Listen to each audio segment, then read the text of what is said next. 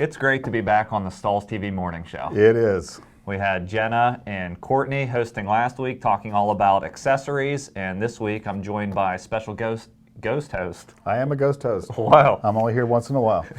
Guest host, Bob Robinson, and we're going to talk a little bit later about opportunities in digital printing, of which Bob is an expert. Moderately. Moderately. All right, we're going to roll with it. And then we have lots of other firsts or seconds on this Stahls TV Morning Show. So number one, before we jump into that, we want to talk a little bit about where we'll be in the coming couple months, because there are trade shows around the country that we want to meet you at. And so what do we have on the schedule, Bob? 3 great shows. Looking forward to September 8th through 10th. That's just next week. We're going to be in ISS Orlando, the Orlando show, or the ISS show in Orlando at the Orange County Convention Center. Also, immediately following that, on the 14th through the 16th, we are in Las Vegas, SGIA, more of a national show, real big show, lots to see there. And then ISS Fort Worth, October 6th through 8th, another good time in Texas. Yeah, and you're attending 2 of the shows, correct? I'll be in Orlando and Fort Worth. And then I'll be in Vegas. So you win. Yeah, I hope I win. But we'll have classes at all of those shows going on, both in the booth and then outside of the booth with the different convention centers or Printed Sportswear that puts them on. I think there's a workshop in Orlando and Fort Worth the day before the show. That's a great event. So if you can ever have a chance to make a workshop, it's a full 6-hour session the day before the show that we always give. I believe you and Courtney are delivering the ones at those shows, and it's a great opportunity to get hands-on with heat printing and everything you can make with a heat press. So please join us at the show. Something else that we started last week here on the morning show was a segment called Look of the Week, and we're encouraging viewers to submit your look, whether through email, through Instagram, or on Facebook, and I'll share how to do that in a second with us, and every week we're going to feature a new look. And so this week's winner is Matt Quimby from Superior Graphics and Tees, and he submitted this on the Stahls Facebook Show and Tell thread that happens every Saturday, and it was created for an all-star team. So talk to us a little bit about what we're looking at here. Yeah, what you're seeing here is a really upscale baseball jersey. I love the use of full color on both the team logo there. That's awesome look. And then also took advantage of showing off the sponsor's logo there on the sleeve. Again, another full color application. So you used multiple placements. It wasn't just your run-of-the-mill off the rack type of look. And looks like it also was on performance wear. So it's an overall win. Yeah, so nice look there. I love that he used the specialty platens, did different placements, utilized full color as well as single color numbering. So for all of those reasons combined, he was selected as Look of the Week. And so Matt, you can expect a swag box from Stahls TV with lots of little goodies in there to help you grow your business. And if you want to submit, we're going to do one of these every week. You can submit your looks to tv@stahls.com and we'll pull it up on the screen for you. Just email tv@stahls.com, simply include your company info as well as a photo of the look or a couple different photos of the look. You can also hit us up on Instagram. And so basically just tag us on Instagram @Stahls TV. That'll come in. We'll check up on that and grab your look from there. And then last but not least, you can share it just like Matt did in Facebook and submit them to Stahls Show and Tell. Just look up Stahls All Things Heat Printing on Facebook. So that's been exciting, and something else that we've had running now for 3 weeks is 8 ways to improve your brand. And Zach has been sharing with us on the first installment was how to improve, perhaps redesign your company logo. Second was the importance of a good mission statement, and now we're looking at consistency and general branding. So about a 4-minute clip, we want to throw it over to Zach to share with you now.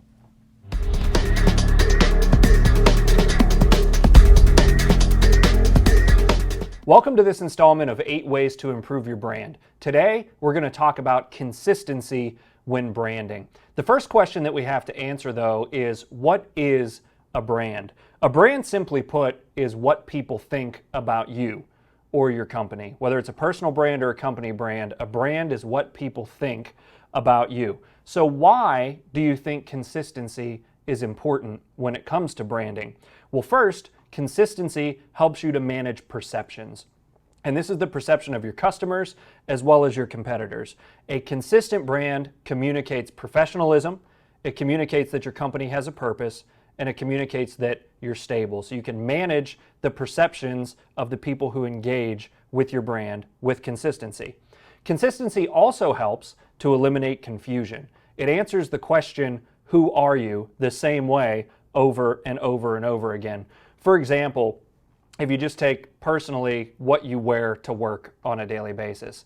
If on Monday you wear a suit and a tie, Tuesday you're wearing shorts and a t-shirt, and Wednesday you're wearing some other type of work outfit, it's very difficult to understand what the culture or the brand is of your workplace. So consistency in what you communicate to your customers helps to eliminate confusion, especially when it comes to branding. It also protects your investment. Some of us have gone out and redesigned our logos at this point from one of the other parts of this series that we talked about in improving your logo. And you probably invested some money or some time in coming up with that logo and the way that it should be displayed. So consistency helps protect that investment. You aren't making sloppy applications of the logo that you've worked to design. It also builds on previous success. Consistency tells people that you will continue to deliver if you delivered the first time. It also tells people that your prices aren't going to change if they were this the last time. If you're communicating consistency in your brand, you're not going to see big spikes in pricing. Not much will change, and that's what customers want to hear. They get that feeling of security when your branding doesn't change. So the question then becomes, how do I build consistency in my branding? The first point on that is to commit and to communicate consistency in branding. You want yourself to commit to branding yourself consistently across all platforms and communicate not only to your customers but also your team that when they are talking about the company or when they're using company logos, here's the way that it should be done. So you want to commit and communicate. Secondly, you want to craft a style guide or create a style guide. We're going to show you one here real quickly from a restaurant here local to Uniontown, Pennsylvania. It's called The Foundry. And as we scroll through the pages of this PDF that a graphic designer came up with, it's all about building consistency in the brand. There are ways that the logo is to be used, and there are only certain logos that are to be used. You can see there are also specific colors with which the logo is supposed to be used and things that should never be done with the logo, the ways that it should not be used. And there's also textures and imagery that go along with that. So you want to create a style guide that you can use to communicate to your team and to anybody else that you may hire to build consistency in branding. Lastly, you want to connect all of the dots. You can't just be consistent when you're talking to people about your brand. It has to be in your email, through your social media presence, on your website. Anywhere you look where your company is represented, you want to be consistent and communicate the same message. So this has been Consistency in Branding, 8 Ways to Improve Your Brand.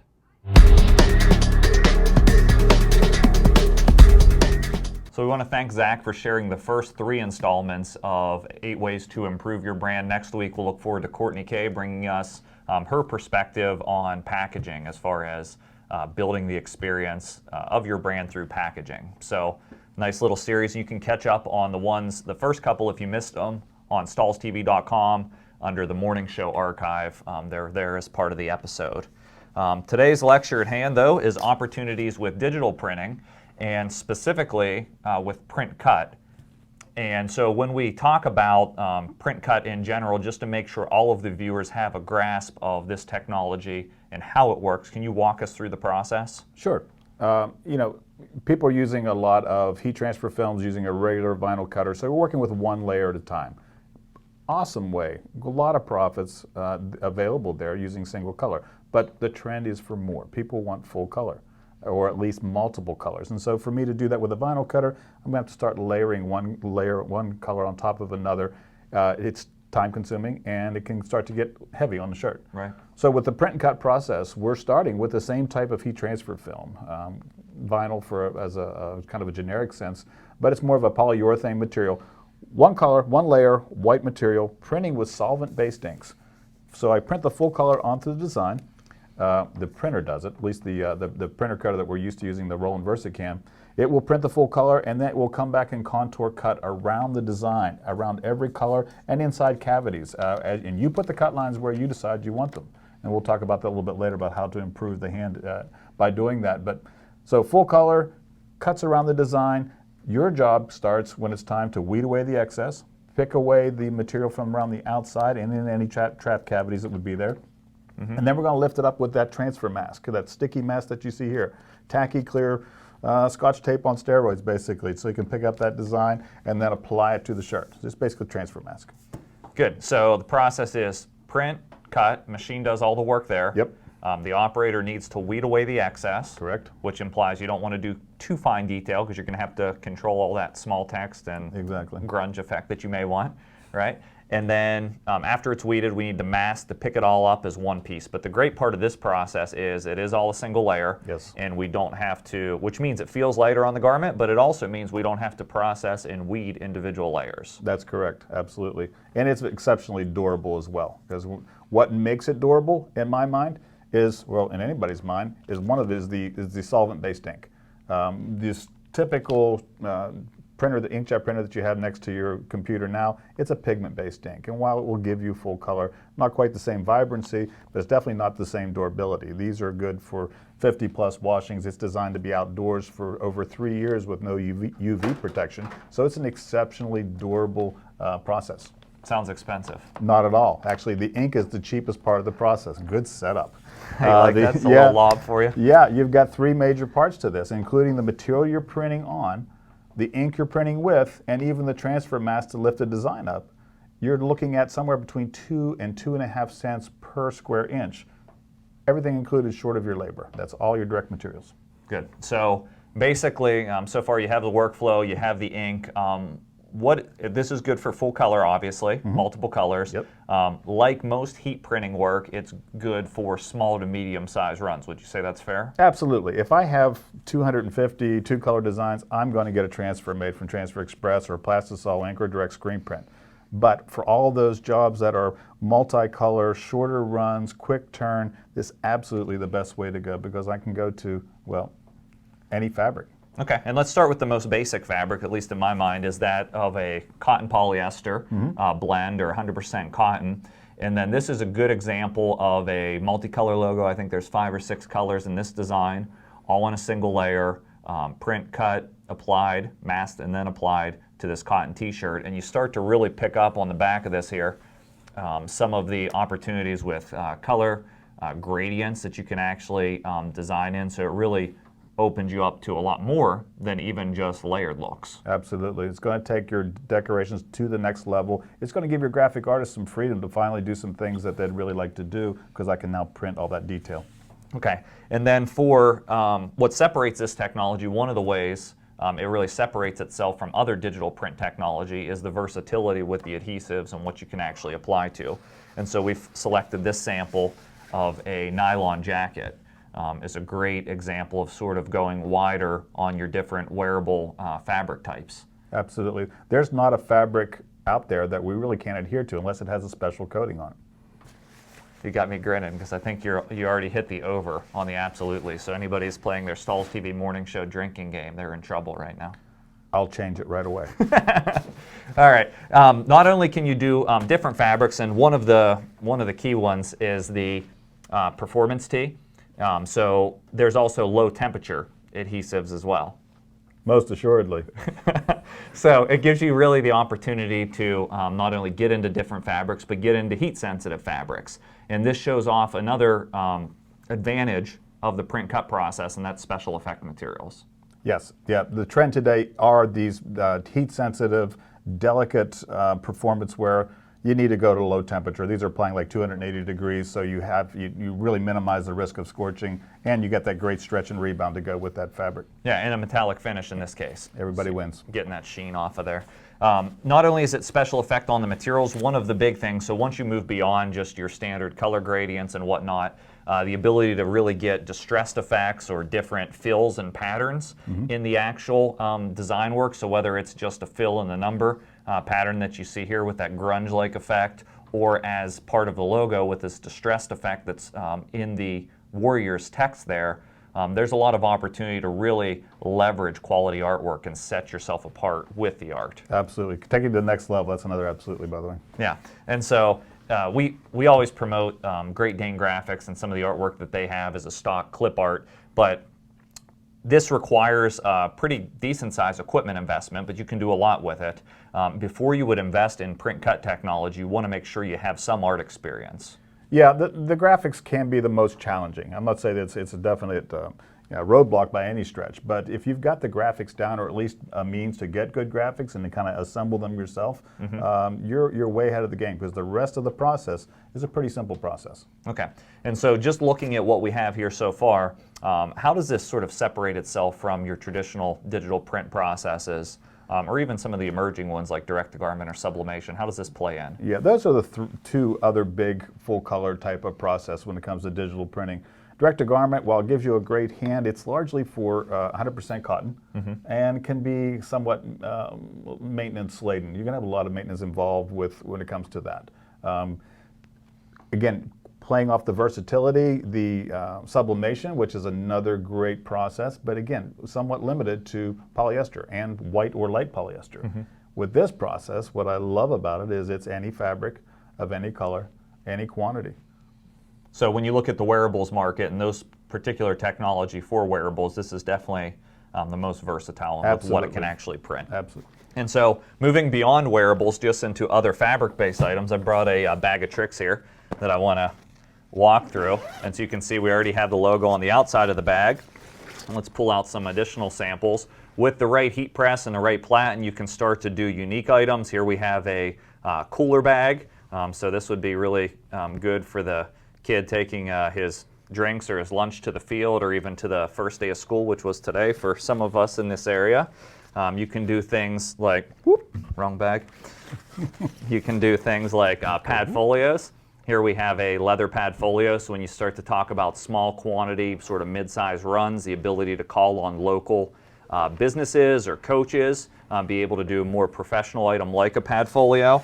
And then if we're selling the pad folio, let's say to a local car dealership, the umbrella is a great add-on sale, so the ability with the right platens to actually apply this graphic to an umbrella. All of these are the same sort of concept with the same apparel-based print media, being able to apply over to a wide range of non-wearables that are fabric-based. In this case, a blanket that sort of folds up in the shape of a bag that has a nylon backing to keep it durable. So there is a lot of, once again, with the right heat press, because you have to be able to reach these areas, which is why we always promote the Fusion or the Air Fusion for its ability to do that. There's a lot of different sort of opportunities to the same customer to increase your average sale amount. Yeah, the easiest way to pick up sales is to sell more to your existing customer base. They already trust you. You've already performed well for them. Now we need to expand what we can offer them. And this is a great way to do that. Not just their apparel, but the accessories to go with that. And then ultimately, we can expand even further now that we have this versatile piece of equipment, this print and cut process, to get into the non-wearables or the not even non-heat transfer, non-fabric type of product. So the most commonly used, I have my own bag of tricks. Whoop. I feel like it needs a sound effect. Yeah, we'll get a whoop on that. Of course, there's the same logo we've been looking at on this 600 denier polyester bag, which everybody loves. It's very, very textured type of material, so the fabric blends right together with the image. The next most commonly used when you go from heat transfer to non-wearables is going to be simple decals. There's some on the ground, but there's a whole yard worth of window decals. Not stickers. Stickers are the things that you get from the dentist when you're good. These are decals. These are professionally done window decals. All right, so each one of these, while you can sell each one of these for $2 to $5, it's a great way to continue showing that logo everywhere. But the cost, honestly, the cost for you is under a dime to produce that, including material and ink. There's another similar opportunity for that same decal on top of that plastic water bottle.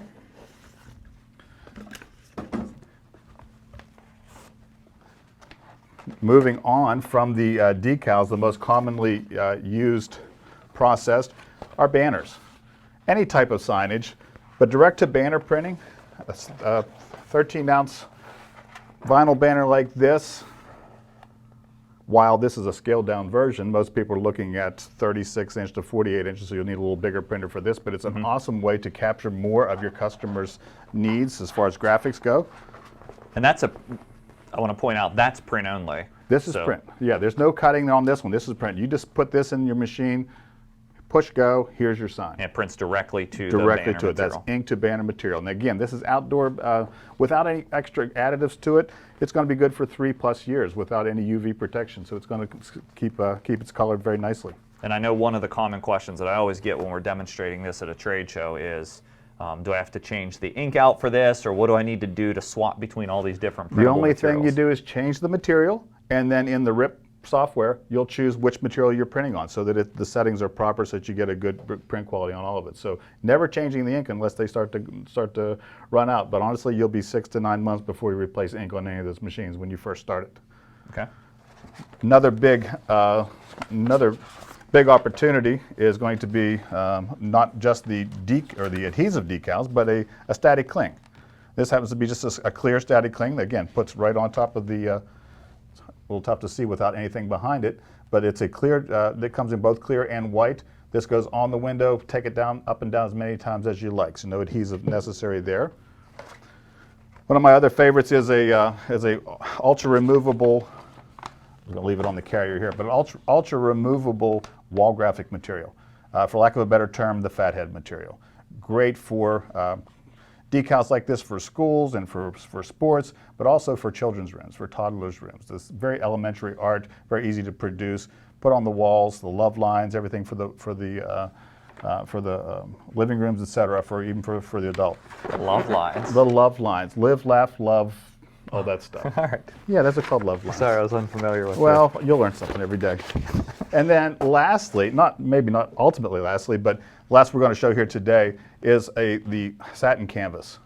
A satin canvas wall grab. I got it, Jeff. The satin canvas gallery wrap, full photo quality. This is awesome for wedding photos, for senior pictures. Again, another very high-end perceived value that doesn't cost you a ton to produce as long as you have a full quality photo. The higher res photo, the better the picture. Awesome as far as photorealism, gradients, fades, grayscale, beautiful print. So print only, wrap it around a frame, and ready to sell, basically. Exactly. So there's one thing that I can't leave out of this bag, and I have to pull this out. A CD case. Absolutely. Do they make these anymore? I think I got I know. I have a whole room full of them. I don't know about Fleetwood you. Mac in here. Got a little Led Zeppelin. So, anyways, a CD case. It's interesting. Those are probably dying out. It'd be like putting your sticker to a floppy disk, right? Possibly. Okay. So a lot of opportunity. The whole idea of this was to show you that the digital print technology, once you have the tough part, that's the artwork created, you can go really wide with the applications and present a lot of products to a customer to sell. Yes, absolutely. And so when you look at that, as you're considering investing money, most people consider investments sort of at the end of the calendar year, the tax year. I know we're sort of approaching September, so you start to consider what capital investments that you're going to make in the business from an equipment standpoint. And we believe here at Stahls TV that print cut is one of those technologies that can really help a business grow. Now, just to be fair and balanced, what do you see as some of the sort of weaknesses to print cut? In print cut, if there is a weakness, it's going to be in some of the detail that you can get, like as far as the free-floating text. While I want a lot of cavity as much as possible to make the hand feel good, so it doesn't feel like a decal on the shirt, so I don't have this great big piece of vinyl as people would perceive it as. I also can't go the other extreme and have a lot of 1/4-inch high text with serifs on it, because it's going to take me a long time and almost be impossible to weed and mask that. So you want to try to encapsulate some of the finer detail within the boundaries of the cut line, but keeping those little letters and things like that can be a little difficult, because that is the labor process. The printing and cutting, that's easy. It's your part that you want to try to balance as far as labor goes. So when we talk about full front graphics on cotton t-shirts, really that's the limitation. Can you do it? Yes. Would you want to purchase this piece of equipment if that's your core business and you do a lot of small quantity onto full front cotton t-shirts? You probably at that point would look to direct to garment. Direct to garment, or if the quantity is large enough, then you're buying just the regular transfers, the plastisol transfers. Yeah, but for the small to mid-sized business, or a business that's doing a lot of synthetic fabrics or a lot of different applications, you want to have versatility. it's a great solution for that. So I know there's some questions rolling in that we want to make sure we get to. So let's turn it over for some questions right now.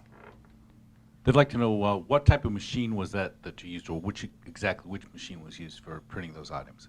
Most of these specific model and brand, these were all done off of the Roland VersaCam, and most of them were done on the VS300i, just because it's a more efficient printer, and also has that has the 8 cartridges of ink, so it gives me that photorealism that we're looking for. But there is a lesser model that's going to cost about half the price, do most of the same type of work, just not as quickly. That's the BN20. That's the Roland BN20, the Versa Studio BN20. Yeah, if you really want to leverage the versatility of the machine, the bigger the better. So you can get a 54-inch printer is sort of the recommended. If you can't afford that, dropping down to a 30, especially if apparel is the primary application, is reasonable. Correct. If it's a very small business and you just want the offering, then a 20-inch model. Yeah, I say if you're even thinking about banners, then go 54. But if you have no intention of doing banners, someone's doing those for you very affordably right now.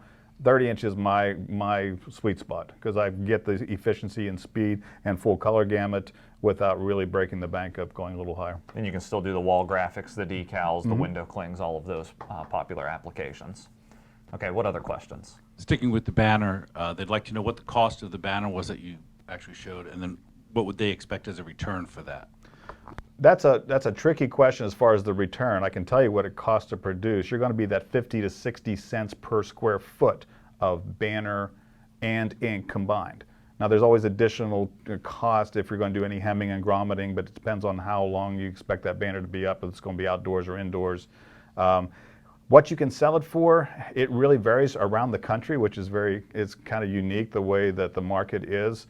Southern California, they're happy to get $3 to $4 a square foot out of their banners. But up here in the Northeast and even higher, depending on your competition, I've had folks get $8 to $10 a square foot.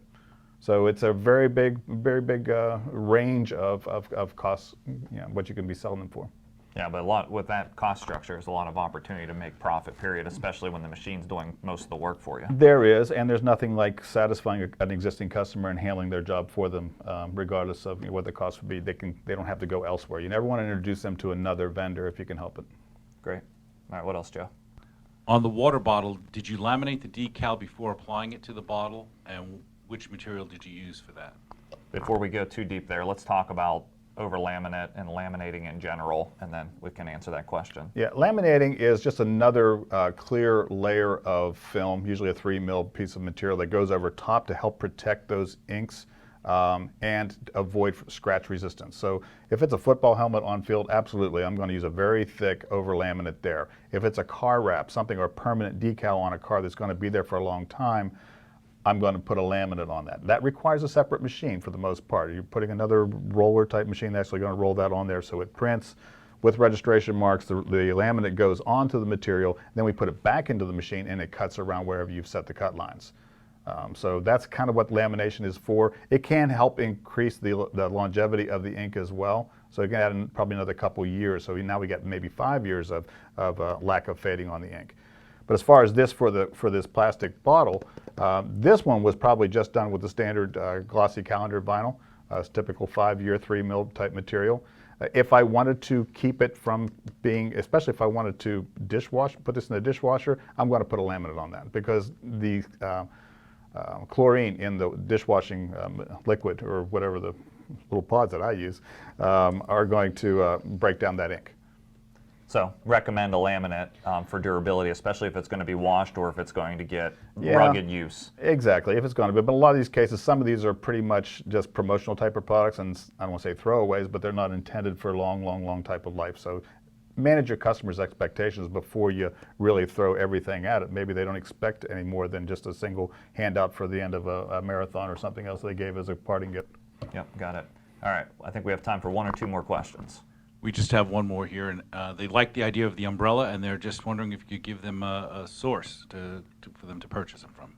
There's a lot of sources for umbrellas. I mean, I know we tend to go towards Sanmar for everything to try to get, save on shipping, to get our apparel with our umbrellas, with our bags, et cetera. So they have a good wide range of umbrellas. And then I know if you are a member of ASI, which is the Advertising Specialty Institute. There's a lot of sort of special sources for umbrellas, whether it's golf umbrellas or larger sort of sport umbrellas, whatever they may be. Do you have any other ones that jump out? Oh, there's a lot of them out there. I mean, that are just specifically for that, and Peerless and Toppers, and you really just do a quick Google search, you will find a whole lot of opportunity there. The trick is make sure that you're getting someone that's got that umbrellas that are designed for heat printing.